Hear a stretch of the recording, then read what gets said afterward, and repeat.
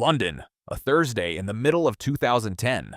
A man named Navinder Sarao sits on a bed in his mother's house. His laptop is open. He's trading stocks on the American market. He's really good at it. By midday, he's placed around $200 million worth of trades. Not with his own money, with futures contracts. Legal agreements that let him control huge amounts of value with just a small deposit. Think of it like this. You don't buy the whole house. You just buy the right to bet on the price. By 7:40 p.m. London time, Sarao closes his laptop. He's made $950,000 today. One day. He walks away from the screen. 60 seconds later, 3,000 miles away in New York, the stock market begins to die. 2:40 p.m. Eastern time. The market is already having a bad day. Down a couple percent. Nothing crazy. Then 2:41 hits. Within 4 minutes, the entire U.S. stock market drops almost 10%. $1 trillion. Gone. Just like that. Nobody knows why yet, but watch what happens to individual stocks. This is where it gets absurd. Accenture, a real company worth $30 billion. Its stock falls from $40 a share to 1 cent in 7 seconds. 7 seconds. Apple? The opposite. For a brief moment, Apple stock jumps to $100,000 a share. That would make the company worth $54 trillion, almost as much as the entire U.S. stock market today. 2 trades for 8,895 Apple shares should have sold for $216,000. Instead, they sold for $89.5 million. Then, at 3 p.m., it stops. The market recovers almost everything. The whole disaster lasted 36 minutes. They called it the flash crash. But here's the question that will take years to answer.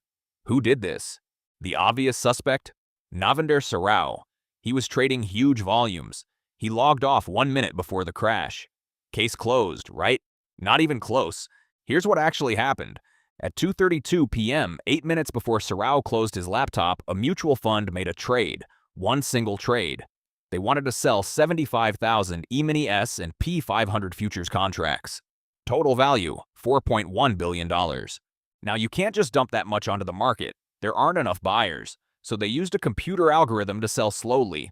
The rule was simple. Never sell more than 9% of the market's trading volume each minute. Seems smart. Except for one problem. High-frequency traders, automated bots, were buying and selling the same contracts back and forth in milliseconds. They weren't real buyers. They were just creating fake volume. But the mutual fund's algorithm couldn't tell the difference. It saw high volume. It assumed there were buyers, so it kept dumping contracts. Faster and faster. By 2:45 p.m., the entire $4.1 billion order was finished. A trade that should have taken 5 hours was done in 20 minutes. And the market, it collapsed underneath it. So Sarao didn't cause the crash. A broken algorithm did. But wait, if he didn't cause it, why did the FBI arrest him? Here's the part they don't put in the headlines. Sarao wasn't arrested for causing the flash crash. He was arrested for something he'd been doing for years before May 6, 2010. Spoofing. Here's how it works. You place thousands of fake orders to buy or sell. You never intend to complete them. You cancel them milliseconds later.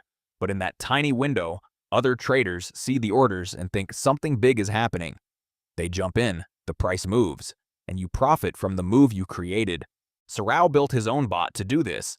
On the day of the crash alone, he admitted to more than 85 spoof trades. Between 2009 and 2014, he made at least $12.8 million from the strategy. So yes, he was guilty, just not of crashing the market. But here's where the story gets really interesting. In 2015, the UK arrested him. The US charged him with 22 counts of fraud and manipulation. Maximum sentence, 380 years in prison. He ended up with 1 year of house arrest. Why? Because he helped the US government write new financial rules. The Dodd-Frank Act passed just 2 weeks after the flash crash. It finally gave a legal definition to spoofing. And Sarao's case became the example. One man, a bedroom, and a law that changed Wall Street. But let's be honest about something. After the 2008 financial crisis, how many people went to jail? One person. For the biggest financial collapse since the Great Depression. Now compare that to Navinder Sarao, a guy trading from his mom's bedroom. The government threw everything at him. 22 charges, 380 years of potential prison time. And for what? Doing what Wall Street firms were already doing every single day. Spoofing wasn't new. High-frequency traders used it constantly. The only difference? Sarao was alone. He didn't have a legal team. He didn't have a bank backing him up. He was an easy target. The official report on the flash crash doesn't even mention his name, not once. The crash was caused by a mutual fund's sloppy algorithm and a market full of bots trading against each other.